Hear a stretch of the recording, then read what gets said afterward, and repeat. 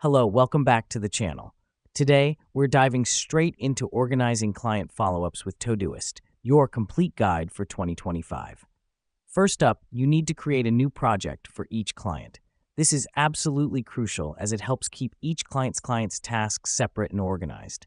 Just head over to the left sidebar, click on the plus icon next to Projects, enter your client's name, and you're good to go. Now that we've done that, let's add tasks. These tasks should be specific follow-up actions. The reason we do this is to stay on top of our interactions with the client.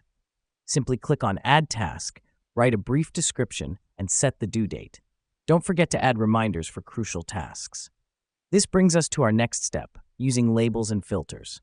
Labels help us categorize tasks based on their nature, while filters help us view tasks based on certain criteria. To add a label, click on the task, then on the @ icon, and type your label.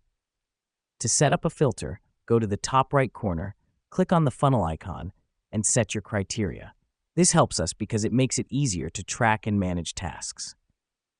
Next up, let's talk about comments and files. You can add comments or attach files to each task, providing a centralized place for all relevant information about a specific follow-up action. Just click on the task, then on the speech bubble or paperclip icon, and add your comment or file. Lastly, share your project with your team.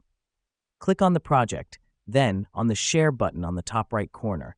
Enter your team members' email addresses, and they'll receive an invitation. Here's what's happening behind the scenes. This feature allows your team to view, comment, or update the tasks, making collaboration seamless. So there you have it. A quick and efficient way to organize client follow-ups with Todoist. Remember, keeping your tasks organized is key to managing your client follow-ups effectively. Thanks for watching, and see you in the next tutorial.